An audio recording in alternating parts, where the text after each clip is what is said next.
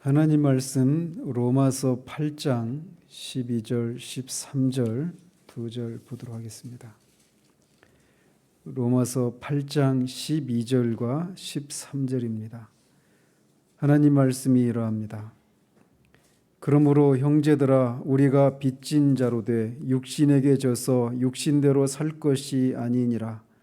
너희가 육신대로 살면 반드시 죽을 것이로되 영으로서 몸의 행실을 죽이면 살리니. 아멘.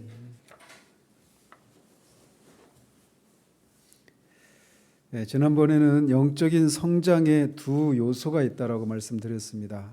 하나는 하나님의 주권적인 은혜가 있어야만 영적인 성장이 가능하고, 또 동시에 우리 편에서의 능동적인 활동이 있어야 한다라고 말씀드렸습니다.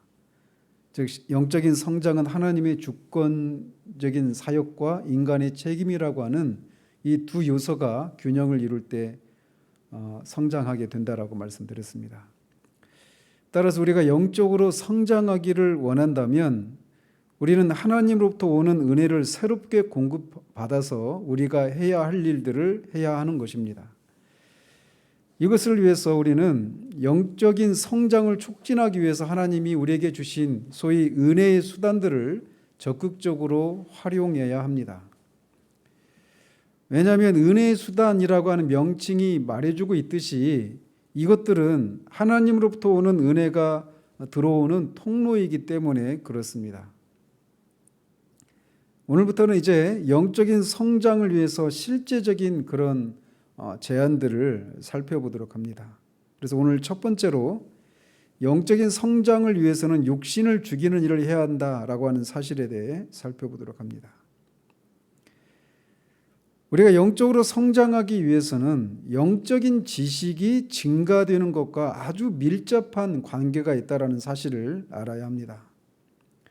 왜냐하면 하나님은 우리 인간을 이성적인 피조물로 만드셨기 때문에 하나님은 우리에게, 이렇게 이성적인 피조물인 우리에게 지적인 성향을 따라서 역사하시기 때문에 그렇습니다. 지식이 구비되어 있지 않으면 어떤 것도 우리 안에서 역사할 수가 없어요. 이것은 우리가 마치 어떤 단어를 이해하지 못하면 그 단어를 시적절한 때에 사용할 수가 없는 것과 마찬가지입니다. 기계나 도구도 마찬가지죠. 그것에 대해서 알지 못하면 우리는 그것을 제대로 활용할 수가 없어요. 악기도 우리가 다룰 수 있는 그런 다루는 방법을 알지 못하면 악기를 연주할 수가 없죠. 영적인 것도 이와 마찬가지입니다. 영적인 성장과 영적인 지식은 뗄래야 뗄 수가 없다라고 성경은 우리에게 말해주고 있어요.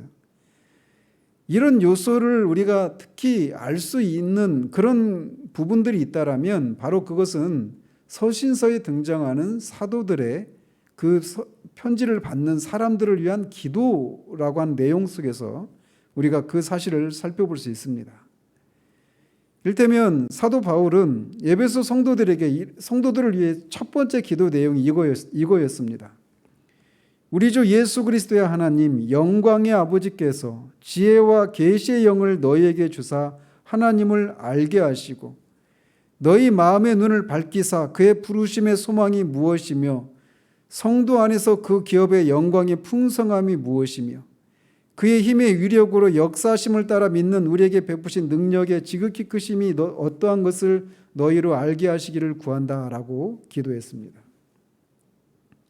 그래서 이 기도의 내용들을 보면 다 뭐와 관련되어 있냐면 너희들이 무엇인가를 알기를 원한다. 하나님을 알기를 원하고 너희가 무엇을 위해서 부르심을 받았는지를 알기를 원하고 너희들이 그렇게 그리스도인이 되는 것이 얼마나 큰 능력이 나타나서 그렇게 되어진 것인가를 알기를 원한다.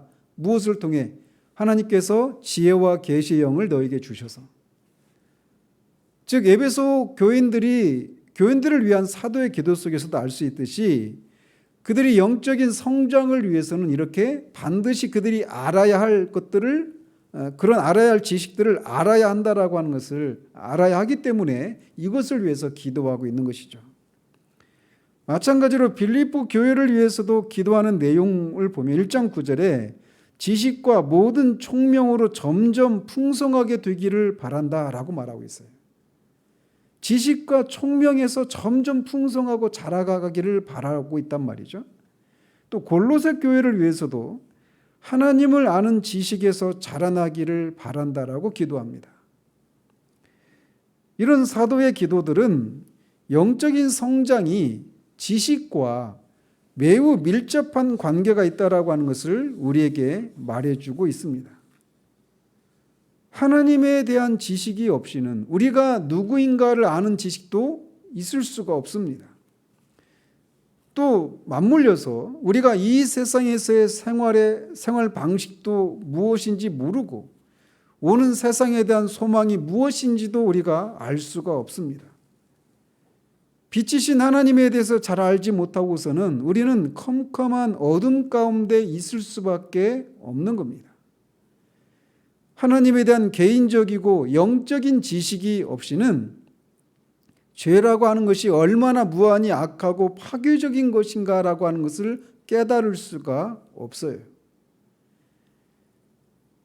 하나님이 우리에게 빛을 주시지 않으시면 영적인 성장이란 있을 수가 없는 겁니다. 이렇게 말씀을 통해서 하나님을 아는 영적인 지식에서 자라가야만 영적인 성장을 할 수가 있는 겁니다. 그런데 그 하나님의 말씀이 우리에게 영적으로 성장하기 위해서 다음과 같은 것들이 필수적이다라고 하는 것을 우리에게 말해주고 있어요. 그래서 그것을 영적인 성장을 위해서 실제적으로 우리가 해야 될 것들이 무엇인가에 대해서 이제 사주액 오늘 포함해서 사주에 걸쳐 살펴볼 텐데, 첫 번째로는 우리가 육신을 죽여야 한다라는 겁니다. 또 하나님께 헌신해야 하고 말씀을 높이는 일을 해야 하고 그리스도와 동역을 하는 것을 통해 우리가 영적인 성장이 가능하다라고 성경은 우리에게 말해주고 있어요. 그래서 오늘은 첫 번째로 육신을 죽이는 것을 해야 한다라고 하는 사실을 살필 텐데, 방금 말씀드린 것처럼 우리는 영적으로 성장하기 위해서는 우리가 해야 될 일들을 해야 합니다. 그러나 그것만으로는 안 돼요. 그럼 뭐가 필요하냐? 하나님으로부터 오는 은혜가 끊임없이 공급되어야만 하는 것입니다. 하나님으로부터 은혜를 받는 것이 없이는 우리는 영적으로 성장을 할 수가 없는 거예요. 따라서 이런 하나님으로부터 공급되는 은혜를 우리가 받기 위해서는 그 은혜를 공급해 주시는 근원이 되시는 하나님으로부터 우리가 단절되거나 제외되는 일이 있어서는 결코 안 되는 겁니다. 이것은 마치 전원 스위치를 내려놓고 전구에 불이 안 들어온다라고 불평하는 것과 같은 이치예요.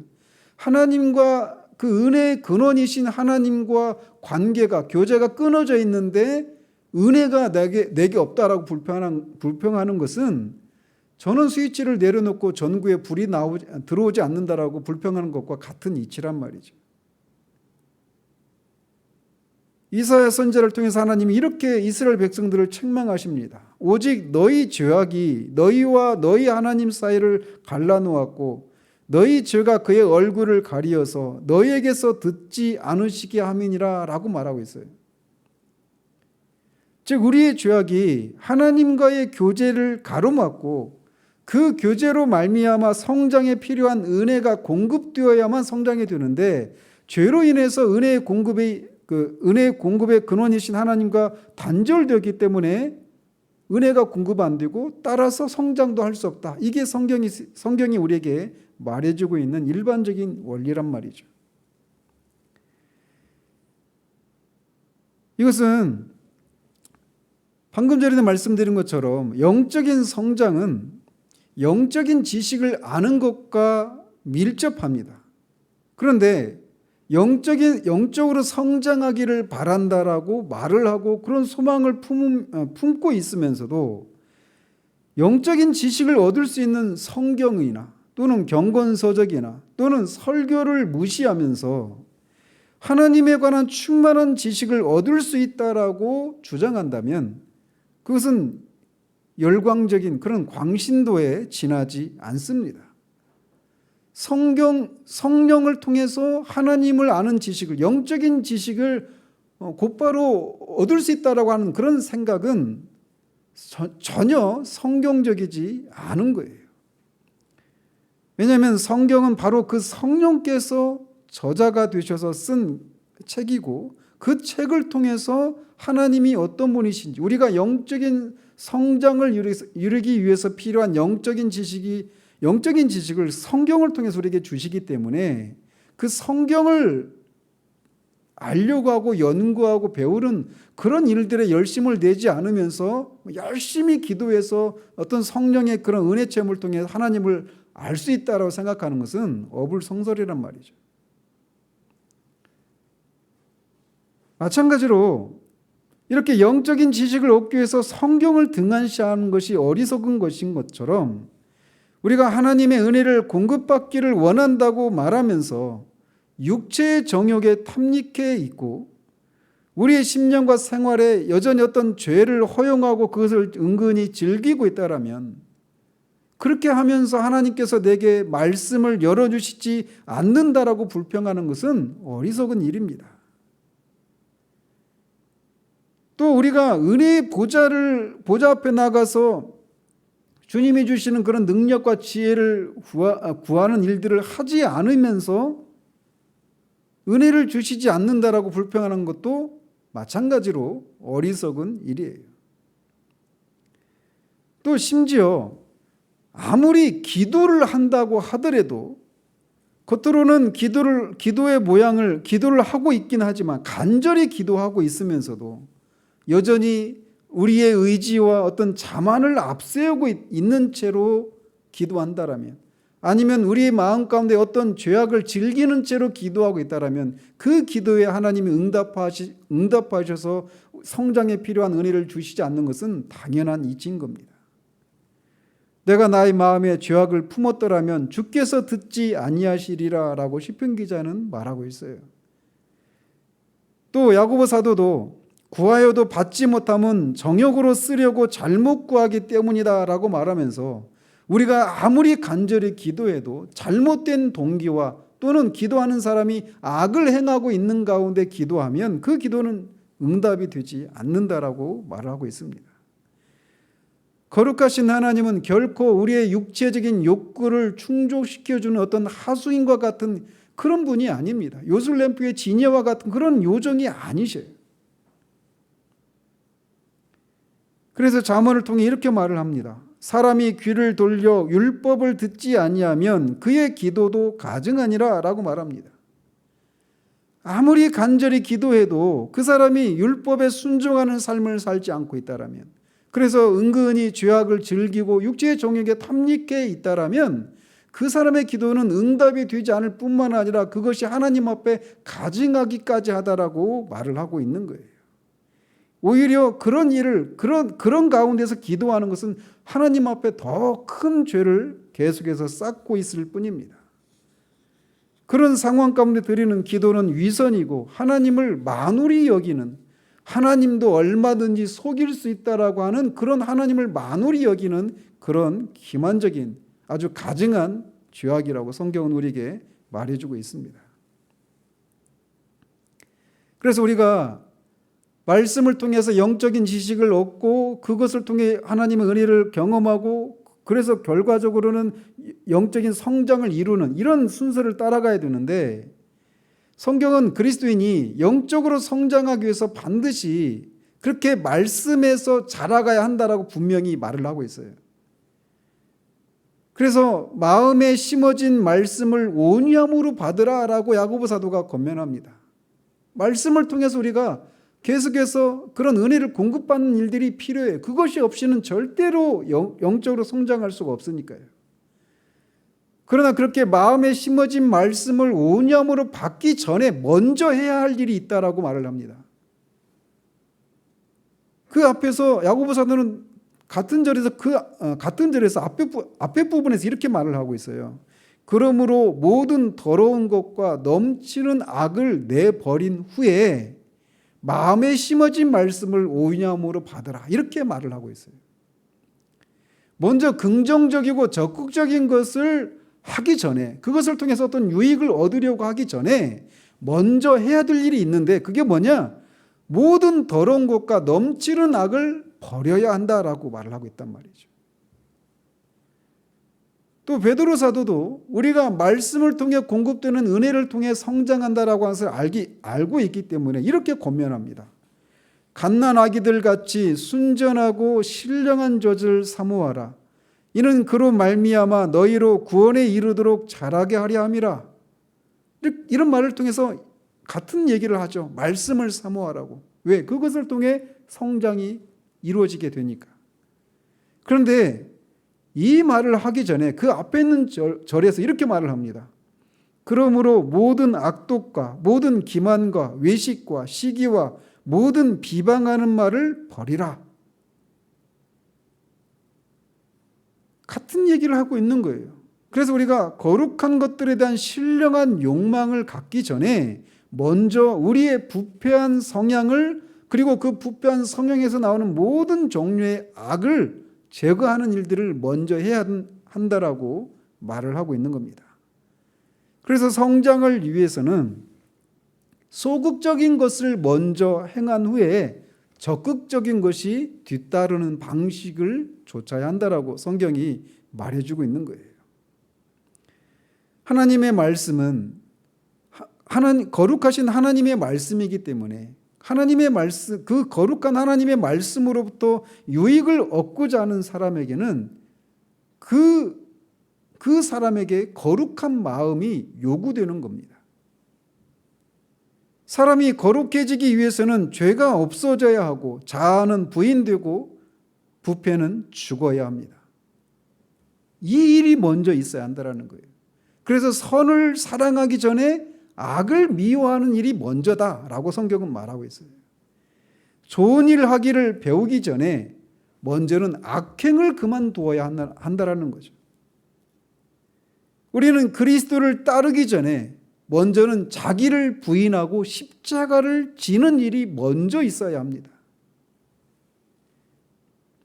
우리가 하나님을 경외하는 가운데서 완전한 거룩을 얻기 원한다면 우리 자신을 영과 육의 모든 더러움에서 깨끗게 하는 일이 먼저 있어야 합니다. 우리는 유혹의 욕심을 따라서 썩어져가는 구습을 쫓는 옛사람을 벗어버린 후에 새 사람을 입을 수 있는 겁니다. 이것이 성경의 원리예요. 영적인 성장을 하기 위해서는 먼저 소극적인 것을 행하고 적극적인 것을 하는 것, 이게 성경이 우리에게 말해주고 있는 성장의 원리란 말이죠.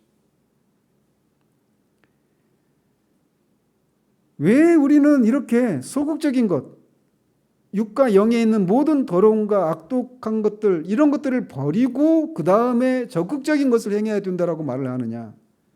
거듭난 신자들 안에도, 성도 안에도 여전히 죄가 내재하기 때문에 그래요. 거듭나서 새로운 은혜의 원리가 심겨져 있음에도 불구하고 여전히 신자 안에는 죄가 내재하고 있단 말이죠. 그래서 이 둘이 항상, 죄와 이 은혜가 항상 한 신자 안에서 같이 내재하면서, 같이 신자 안에 있으면서 서로가 서로를 거스르고 대항하고 싸우는 일들이 신자의 마음에서 일어나는 일입니다. 그래서 성도가 선을 행할 때에도 그 가운데 악으로 인해서 오염되어 있어요. 내재하는 죄 혹은 육신 또는 부패한 성향, 다 같은 그런 개념을 다양하게 표현하고 있는 건데, 그런 내재하는 죄 혹은 육신 안에는 선한 것이 거하지 않습니다.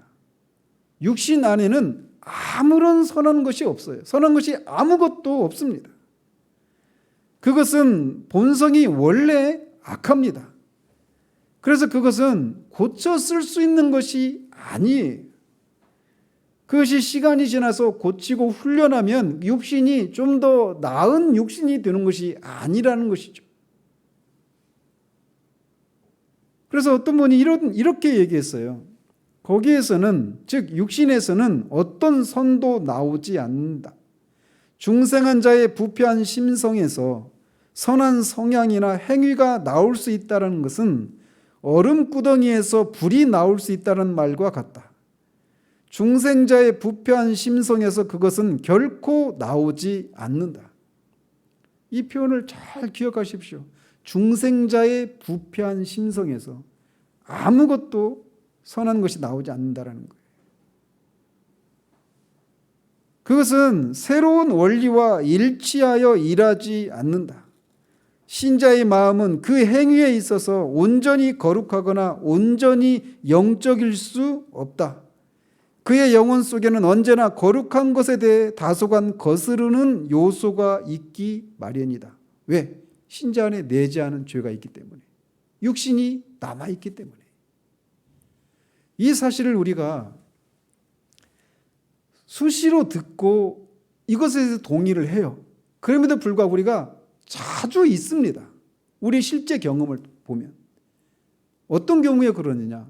성령의 도우심을 힘입어서 우리가 어떤 육체의 정욕을 이기고 육신을 이기고 하는 이런 죄를 이기고 하는 이런 승리들을 경험하면서 자주 우리가 승리를 경험하면서 마치 이제 그런 승리를 어떤 죄를 우리가 이기고 그것에 넘어지지 않고 있는 우리들의 모습을 보면서 마치 이제 내 안에 뭔가 이 육신이 새롭게 변화된 것처럼 착각하는 일들이 있단 말이에요. 그러다가 어느 순간 실패할 때 아직도 내가 이것밖에 안 되는구나. 이거를 이런 고백을 하는 것을 통해서 우리가 육신 안에 어떤 선한 것도 없다라고 하는 것을 이론적으로는 인정하고 있으면서도 실제로 보면 그 사실을 자주 잊고 있구나라고 하는 것을 말해준단 말이죠. 우리 경험이 말이에요. 이렇게 육신 안에는 아무런 선한 것이 없기 때문에 그 육신은 고쳐 써야 되는 것이 아니라 죽여야 되고, 선을 행하기 위해서는 그 육신을 고쳐서 선을 행할 수 있는 것이 아니라 새로운 본성이, 새로운 성향이 주입되는 일이 있지 않으면 안 되는 거예요. 그래서 거듭남이 반드시 필요한 겁니다. 이 육신은 선한 것을 계속적으로 거스르고 악한 것을 좋아합니다. 그게 본성이에요. 육신의 소욕과 행위는 언제나 헛되고 정욕적인 것들을 향해 나아갑니다. 그래서 그것은 우리 신자들을 통제해서 그들의 판단력을 흐리게 하고 그들의 사랑하는 것들을 사로잡고 그들의 자의지를 실패하게 해서 결국 노예화시키려고 끊임없이 시도합니다. 이게 신자 안에 있는 육신이 하는 일이에요. 그러나 신자 안에는 이 육신만, 내재하는 죄만 있는 것이 아닙니다. 은혜의 원리가 심겨져 있어요. 그래서 이 은혜의 원리가 성도들에게 주입되어서, 거듭날 때 주입되어서 육신의 꼬임을 거스르고 그를 자꾸 거룩한 성향으로 기울게 하는 일들을 합니다. 그래서 죄와 은혜가 신자 안에서 서로 주도권을 주려고 다투는 일이 일어나는 거예요. 그래서 역설적이게도 한 사람이 거듭났는가 거듭나지 않았는가는 그의 마음에서 그의 인격의 중심인 영어로 말하면 컨트롤 타워라고 하죠. 그게 마음이라고 성경에서 그렇게 말을 하는데, 그 컨트롤 타워를 잡는 세력이 그 사람을 잡는 거예요. 지배하는 거예요.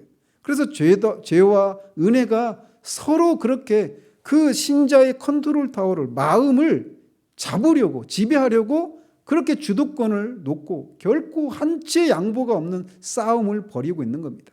신자 안에서. 그래서 그런 싸움이 있는 사람이 거듭난 사람이에요. 역설적이기도 말이죠. 따라서 이렇게 신자 안에는 죄라고 부르는, 또는 육신이라고 부르는 것이 내재해 있고, 성령의 거듭나게 하심을 통해서 은혜가 심겨져 있어요. 그래서 죄와 은혜가 같이 공존하는데, 그래서 이 둘이 서로 한치 양보도 없이 싸우기 때문에 영적인 성장을 이루기 위해서 우리가 신자가 반드시 해야 될 일이 있다는 겁니다. 그래서 영적인 성장을 위해서 성도가 해야 될 일들을 크게 두 가지로 딱 요약해서 말을 한다면 육신은 죽여야 돼요. 또는 죄는 죽이는 일을 해야 됩니다. 그러나 반대로 은혜는 살리는 일을 해야 되는 거예요. 그래서 죄 죽이기와 은혜 살리기라고 하는 말을 하는 겁니다. 이 두 가지가 동시에 이루어져야, 이게 두 가지가 반드시 같이 이루어져야 영적인 성장을 할 수 있는 거예요. 그러나 먼저는 뭐다? 소극적인 거, 육신을 죽이는 일을 먼저 해야 한다라는 것입니다. 그래서 그 순서를 따라서 영적인 성장을 위해서 육신을 죽이는 일을 오늘 우리가 살피려고 하는 거예요.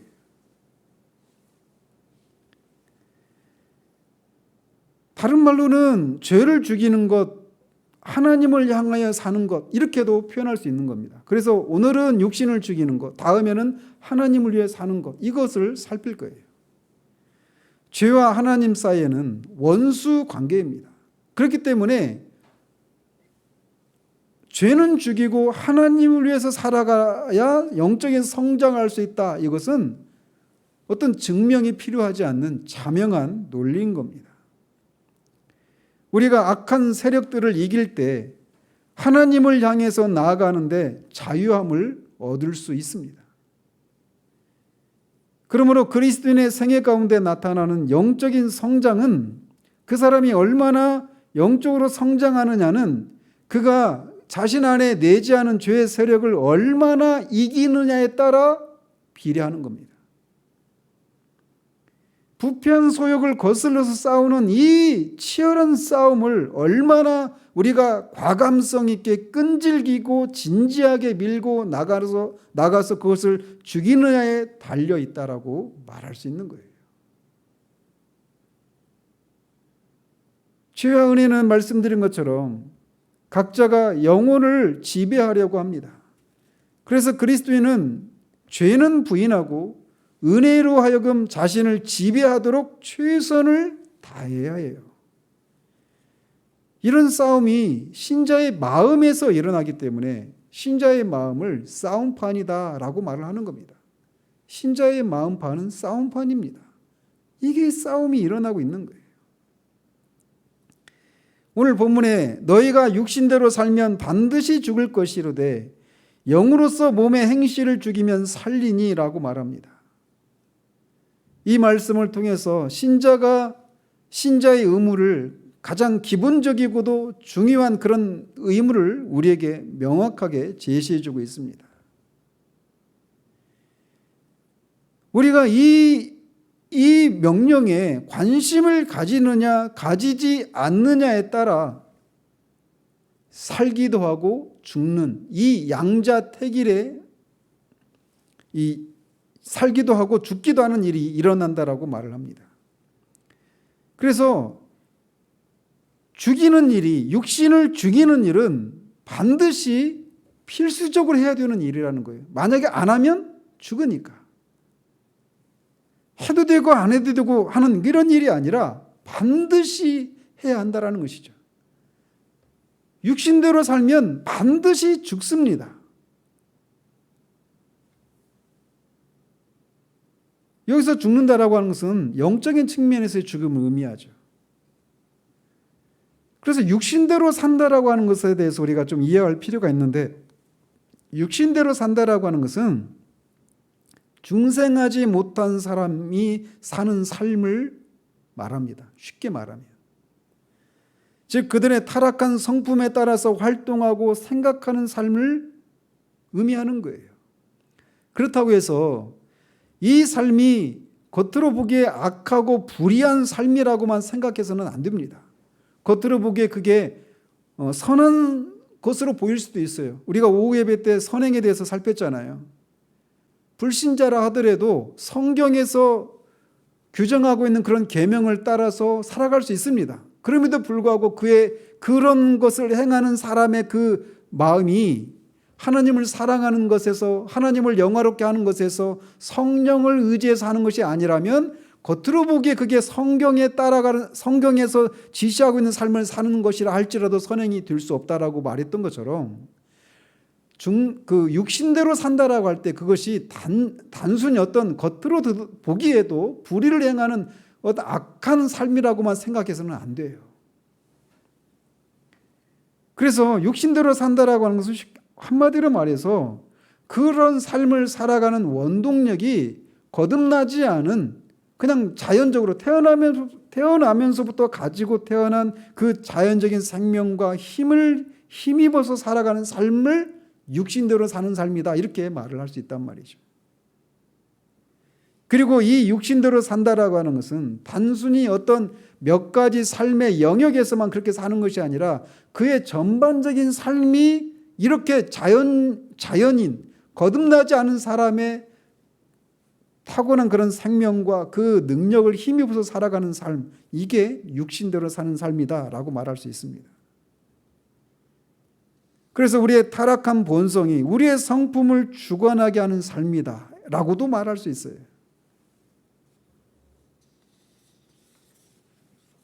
이에 비해서 영으로 산다, 육신대로 살면 반드시 죽을 것이다, 이렇게 말하면서 영으로 몸의 행실을 죽이면 산다라고 말을 하고 있어요.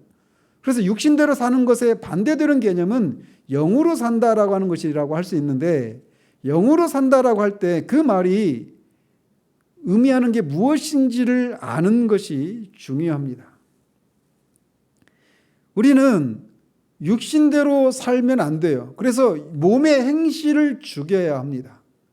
그러나 몸의 행실을 죽일 때 우리의 어떤 결심과 우리의 능력으로 그것을 죽이려고 하면 가능하다라고 말하고 있지 않아요. 분명히 여기서 뭐라고 말을 하고 있느냐면 영으로서 몸의 행실을 죽이면 산다라고 말하고 있다는 거죠.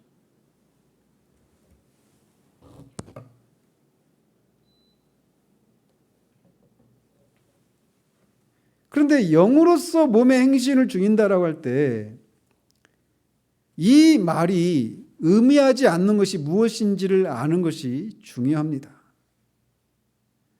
즉 영으로서 몸의 행실을 죽인다라고 할 때 그게 성령이 너희를 통하여라고 하는 그런 의미가 아니라는 겁니다.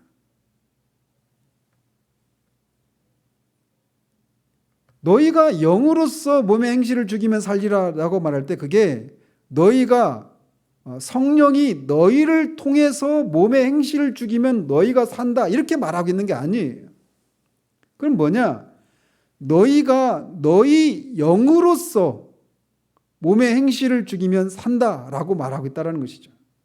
즉 성령께서 우리를 대신해서 성령께서 몸의 행실을 죽이는 일을 성령이 우리를 대신해서 그렇게 몸의 행실을 죽이도록 그냥 우리는 가만히 수동적으로 있는 이런 의미가 아니라는 거예요.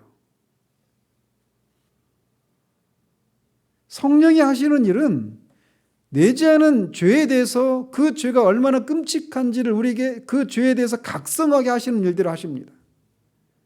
또 그리스도의 사랑을 우리에게 불러일으키고 속사람으로 하여금 우리를 강건케 하시는 일을 하셔서 그렇게 속사람이 강건케 된 우리로 하여금 우리가 스스로 몸의 행실을 죽이게 될 때 산다라고 말하고 있다는 거예요.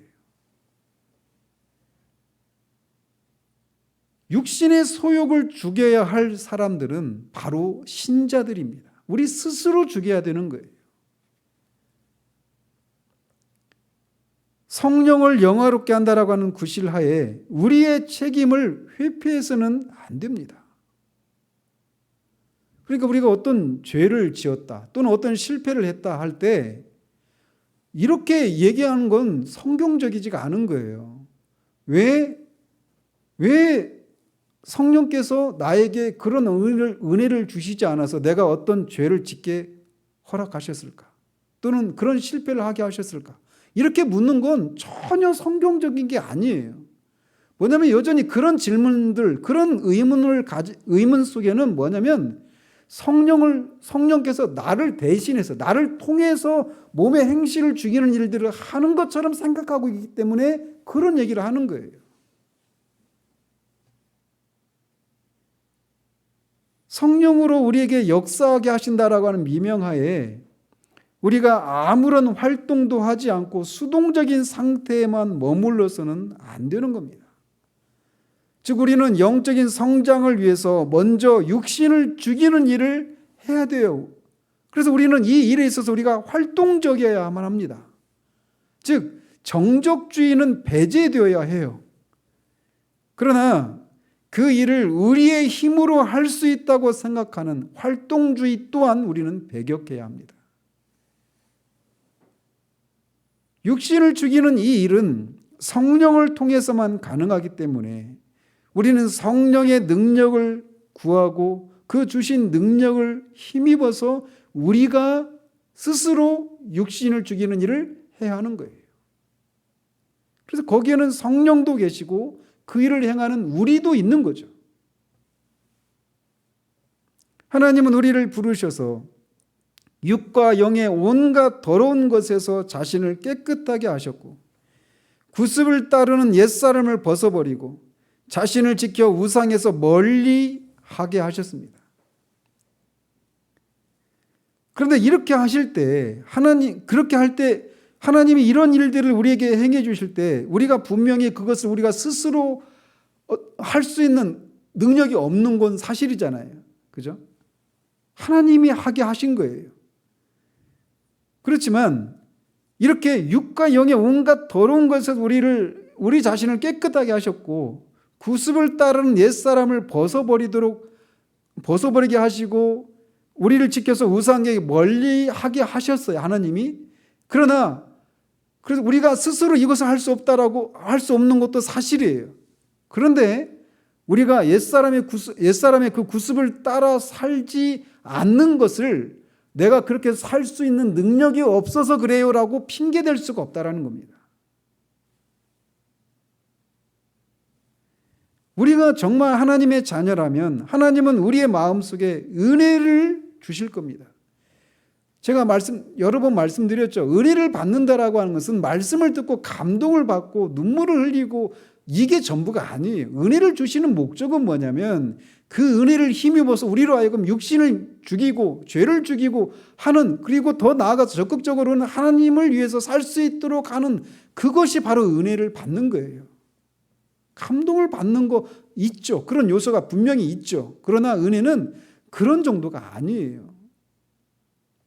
그래서 하나님은 은혜를 주셔서 그 은혜로 정욕을 죽이는 일에 사용하도록 하신단 말이죠. 그래서 우리가 그 은혜를 더욱 더 진작시키는 방법이 있는데, 그게 뭐냐면 이미 우리에게 주신 그 은혜를 더욱 부지런히 사용하는 거예요.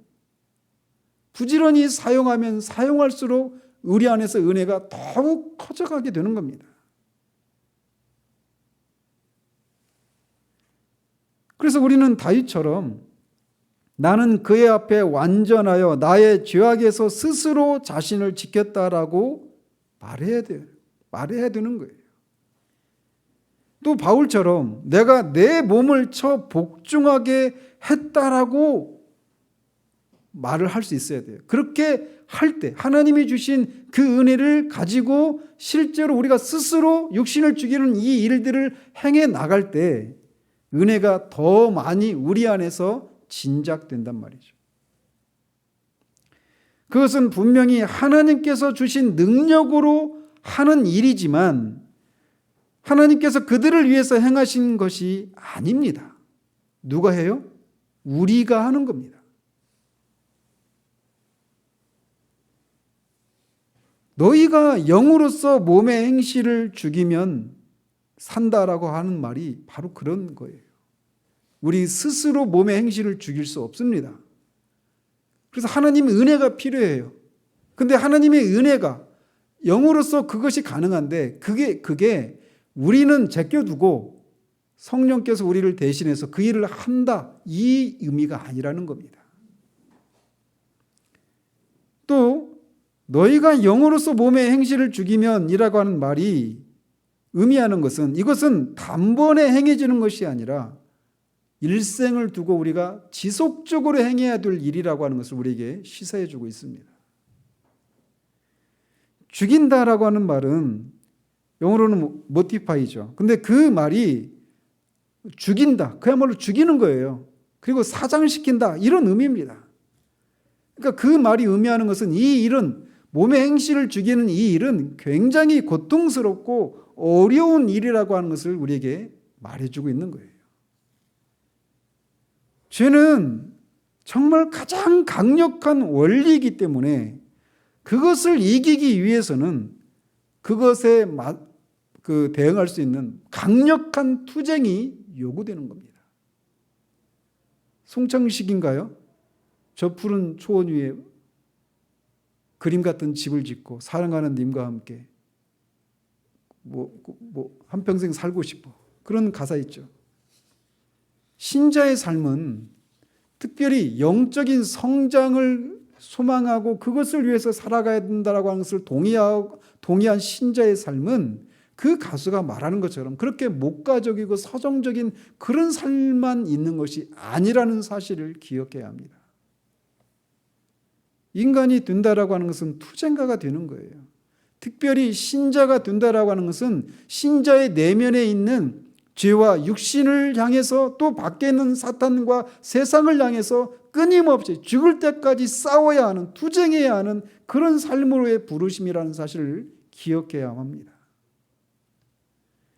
그리스도는 정욕을 이기고 그것의 소욕을 거스르고 그것의 유혹을 부인하고 죄를 대항해서 승리하기 위해서 죽을 때까지 시종일관 투쟁하도록 부름받은 사람이에요.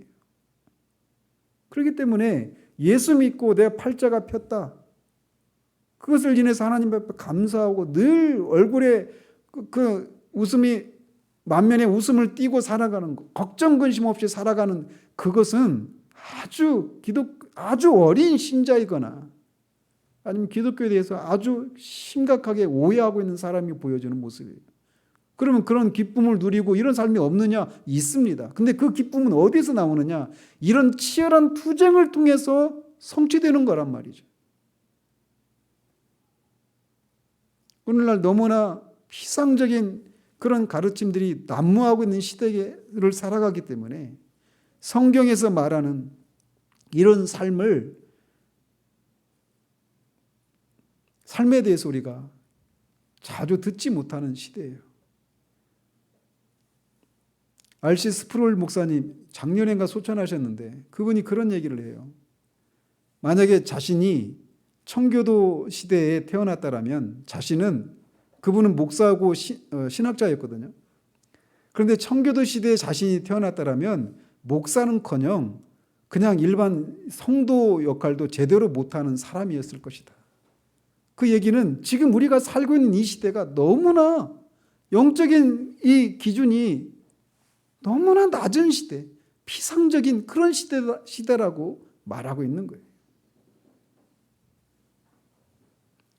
그렇다면 그래서 우리 영적으로 성장하기 위해서는 이렇게 먼저는 크게 두 가지를 해야 돼요.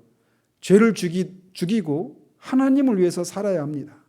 다른 말로는 육신을 죽이고 은혜를 살리는 일을 해야 돼요. 그러나 먼저는 소극적인 것을 먼저 해야 하는 겁니다. 육신을 죽여야 돼요. 죄를 죽여야 돼요. 그리고 이 일은 성령의 능력을 힘입어서 하는 일이지만 성령이 우리를 대신해 사는 일이 아니라 우리가 스스로 해야 되는 일이다라고 하는 사실을 기억해야 합니다. 그렇다면 우리는 이 일을 어떻게 할 수 있을까요? 첫 번째로는 악한 성향을 죽임으로써 육신을 죽이는 일이 가능합니다. 우리가 읽지 않았지만 로마서 8장 14절에 육신의 일을 도모하지 말라라고 말합니다. 악한 성향을 죽임으로써 육신을 죽일 수 있는 거예요. 육신이라고 하는 불이 일어났다고 상상을 해보십시오. 불을 끄기 위해서는 크게 두 가지 방법을 취해야 합니다. 뭐예요? 불에 탈 수 있는 것들을 끄는 거죠. 제공하지 않는 거죠. 그죠? 그러니까 연료를 공급하지 않아야 돼요. 그래서 상식인데 불이 나면 문을 닫아야 돼요, 열어야 돼요? 닫아야 됩니다. 열면 밖에 있는 산소가 들어와서 더 커져 버리니까 불길이. 그래서 육신이라고 하는 불을 끄는 방법은 크게 두 가지가 있다고 말할 수 있어요. 하나는 뭐냐면 말씀드린 것처럼 연료를 공급하지 않아야 합니다. 또 다른 하나는 거기에다가 물을 뿌리는 거예요. 그래서 우리는 이 육신의 그 연료를 공급하는 것을 끊어야 되는 거예요. 거기다 또 물을 뿌리든가, 이 뿔을 뿌리는 이런 방법을 해야 됩니다. 이 말이 자칫 그러면은 우리가 육신의 일을 도모하지 않기 위해서는 우리가 철저하게 금욕적인 삶을 살아야 되는구나 이렇게 생각할 수 있잖아요. 그건 아닙니다. 하나님이 우리에게 뭐 잠을 잘 욕구, 뭐 성적인 욕구, 어떤 여러 가지 다양한 욕구들을 주셨어요. 근데 그 자체로는 악한 게 아니에요. 그러면 그렇게 육신의 일을 도모하지 말라라고 하는 말은 뭐냐? 육신이라고 하는 불에 연료를 공급하지 말라라고 하는 뭐냐? 철저한 금욕주의적인 삶을 살라라는 얘기가 아니라 정욕을 위해서 그 하나님이 주신 그런 정상적인 욕구들을 무절제하게 사용하는 것들을 금해야 한다라고 하는 것을 말해주고 있는 겁니다. 그래서 메테올리가 이 시편 78편 18절 이렇게 주석을 했어요. 우리가 몸을 위해 고기를 구함은 필요한 일일 뿐더러 우리의 의무이기도 하다. 그죠? 그러나 우리의 정욕을 위하여 고기를 구한다라고 하는 것은 하나님의 노를 격동시키는 일이다. 이렇게 말을 했습니다.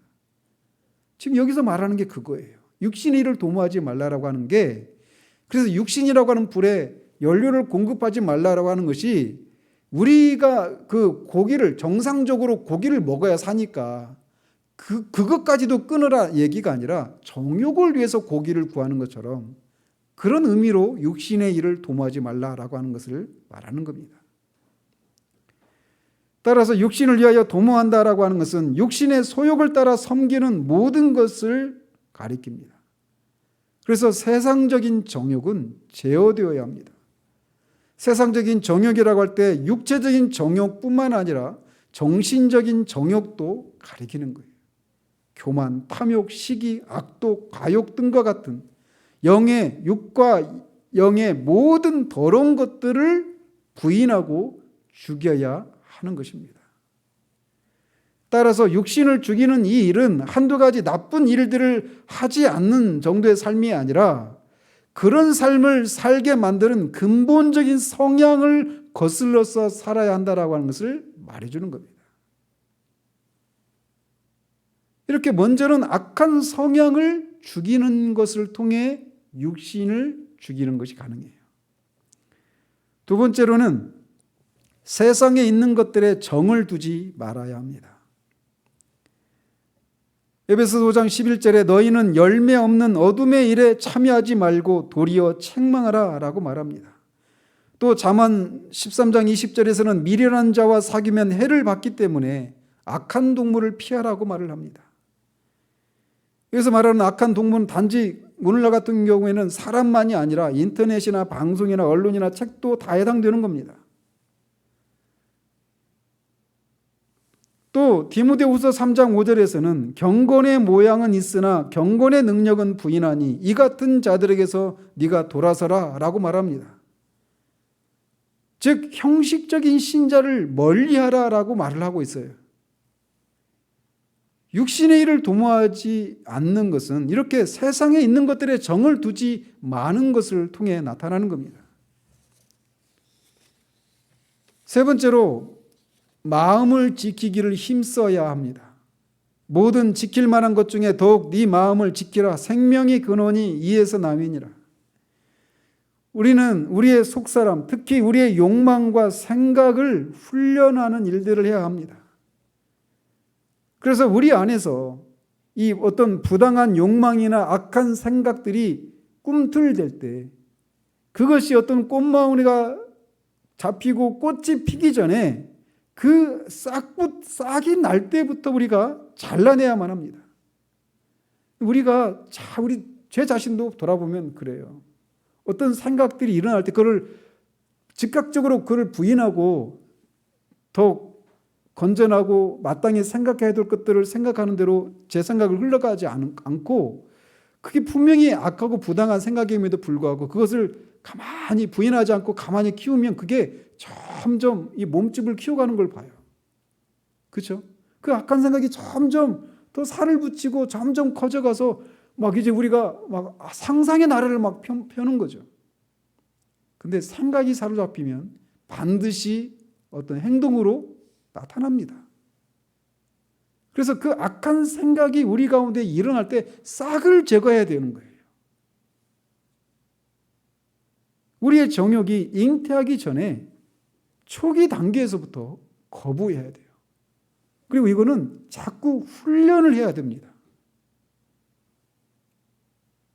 그래서 성경이 허용하지 않는 것들과는 우리가 손잡으려고 하지 말고 초기에 단판을 내야 합니다. 이 세상 이치와 똑같은 거예요. 세상에서도 사기꾼들이 달콤한 말로 그게 다가오잖아요. 근데 이게 정상적으로 생각하면 이게 안 되는 거거든. 근데 거기에 손을 잡으면 점점 빨리 들어가서 이제 걷잡을 수 없이 어떤 행동으로 나타나는 거예요. 그런데 처음에 딱 들어섰을 때 이게 정상적으로 합리적으로 이성적으로 생각할 때 옳지 않다라고 딱 단호하게 거절해버려야 그런 불상사가 일어나지 않는 것처럼 영적인 원리에서도 마찬가지예요. 성경에서 지지하지 않는 그런 생각들이 우리 가운데 딱 일어날 때 즉각적으로 부인해야 됩니다. 그거를 붙들고 이제 그 생각을 키워가기 시작하면 언젠가 우리가 그 생각 우리가 압도당하고 실제적으로 삶 속에서 그것이 우리가 하고 있는 우리를 발견하게 되는 거예요. 그래서 우리는 마음을 지키기를 힘써야 합니다. 마지막으로 육신의 일을 도모하지 않는 것은 하나님과의 대치 기간을 최대한 짧게 가져야 한다라는 겁니다. 하나님과 대치 기간. 신자가 어떻게 하나님과 대치할 수 있어요?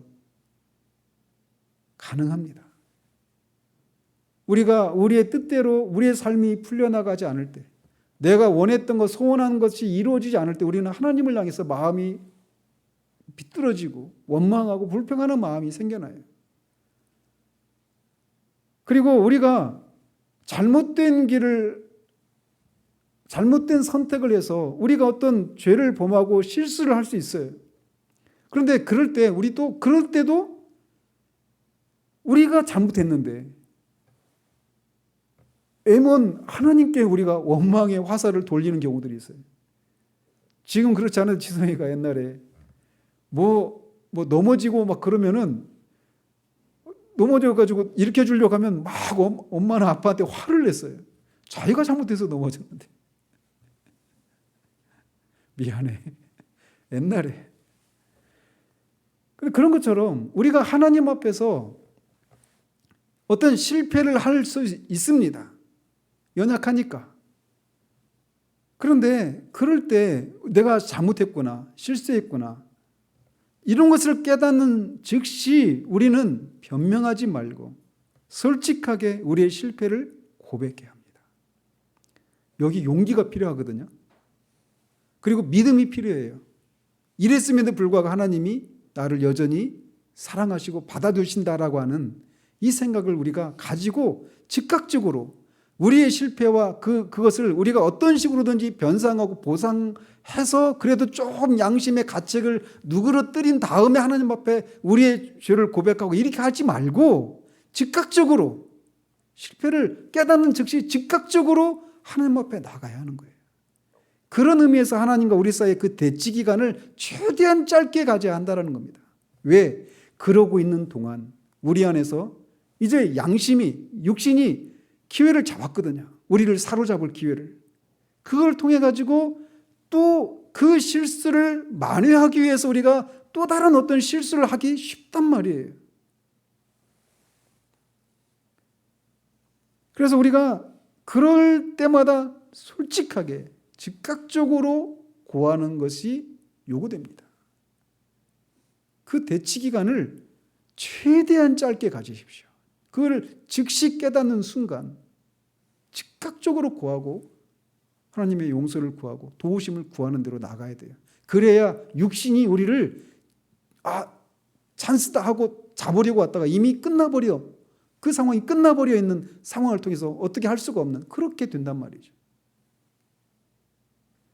그래서 우리가 영적인 성장을 위해서는 이렇게 먼저 육체를 죽이는 일, 육신을 죽이는 일을 먼저 해야 합니다.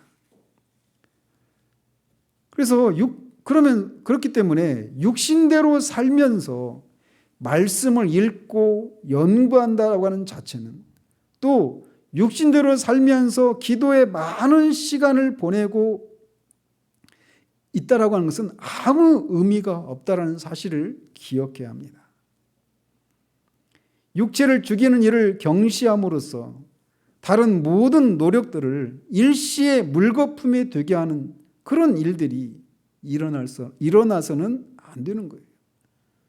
마치 육신을 죽이는 일을 하지 않으면서 은혜를 살리는 일에 열심을 내는 이 모습은 밭에 막 그런 잡초가 무성한데 거기에다가 비료를 주는 것과 같은 이치예요.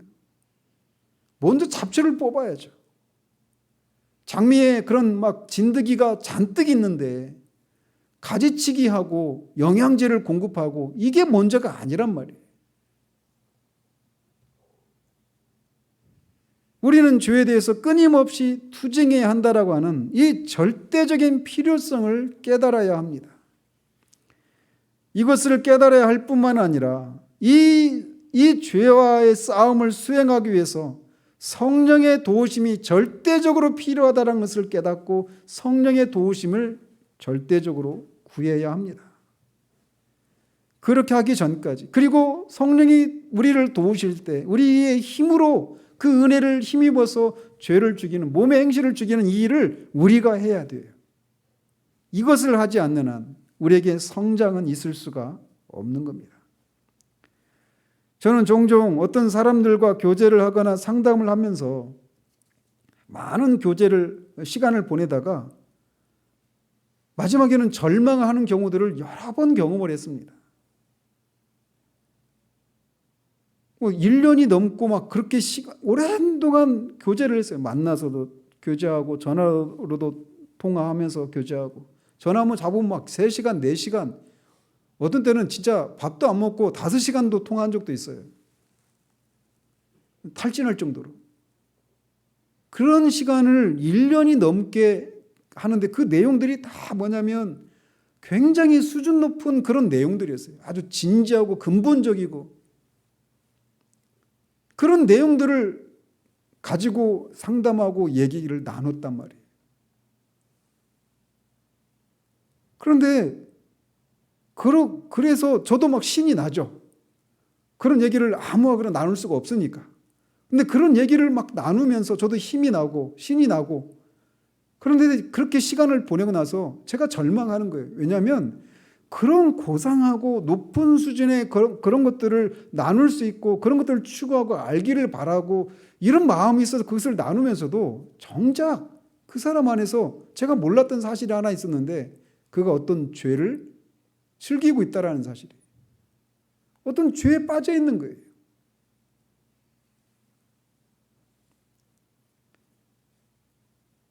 그러는 결국은 시간이 지나서 자신이 그런 죄를 혀 밑에 그 사탕을 숨기고 있는 것처럼 그렇게 죄를 즐기고 있는 그런 모습을 발견하면서 왜 그렇게 진지한 어떤 고민과 그런 관심거리들이 있고 그것을 알기를 원하고 겉으로 보면 말씀도 열심히 연구하고 또 기도도 하는데 왜 신자로서 마땅히 누려야 할 그런 기쁨과 자유함과 그런 죄를 이기고 승리하는 이런 삶의 모습들이 잘 안 나타날까에 대한 이유를 결국은 찾게 되는 일들이, 아주 실망스러운 일들이 여러 번 경험을 했어요. 육신을 죽이는 일을 먼저 하지 않는 한 우리가 아무리 고상한 것들에 대해서, 아무리 수준 높은 것들에 대해서 관심을 가지고 그것들에 대해서 열심을 내고 있다 하더라도, 아무리 기도한다 하더라도 결코 성장이 있을 수가 없습니다. 먼저 육신을 죽이는 일을 해야 합니다. 성령의 능력을 힘입어서. 그럴 때 우리가 성장이 가능하게 되는 거예요. 기도하겠습니다. 하나님 아버지, 영적인 성장을 위해서 성경은 우리에게 영적인 지식이 필요하다라고 말을 합니다. 영적인 지식을 얻기 위해서는 말씀을 통해서 하나님께서 은혜를 주셔야만 가능한 것인데, 그 은혜의 원천이신 하나님과 교제가 끊어져 있다라면 말씀을 통해 은혜를 누릴 수가 없고 결국은 영적인 성장을 꾀할 수 없다라고 하는 것이 성경이 우리에게 말해주고 있는 것입니다. 영적인 성장을 하기를 원하면서 적극적이고 또 긍정적인 부분에 대해서 열심을 내고 있으면서도 정작 성경이 말하는 것처럼 소극적인 것, 먼저 육신을 죽이고 몸의 행실을 죽이는 이 일이 먼저 선행되지 않은 채 은혜를 살리고 하나님을 위해서 살기 위한 그런 일들에만 열심을 내고 있는 동안에는 결국은 그가 은혜를 누리지 못하고 성장에 이르지 못한다라고 하는 이 엄중한 사실을 정직하게 우리가 인정할 수 있도록 주님 도와주시옵소서. 그래서 정말 우리가 성령의 능력을 힘입어서 몸의 행실을 죽이는 이 일에 승리하는 삶을 통해 이제 영적인 성장의 첫 출발선에 서게 되었다는 사실들을 알고 그렇게 영으로서 몸의 행실을 죽이면 산다라고 약속된 그것을 우리의 삶 가운데 실제로 경험하며 그렇게 우리의 삶 가운데서 그런 자유함과 승리를 맛보는 우리들의 삶이 될 수 있도록 도우시기를 원합니다. 예수 그리스도 이름으로 기도합니다. 아멘.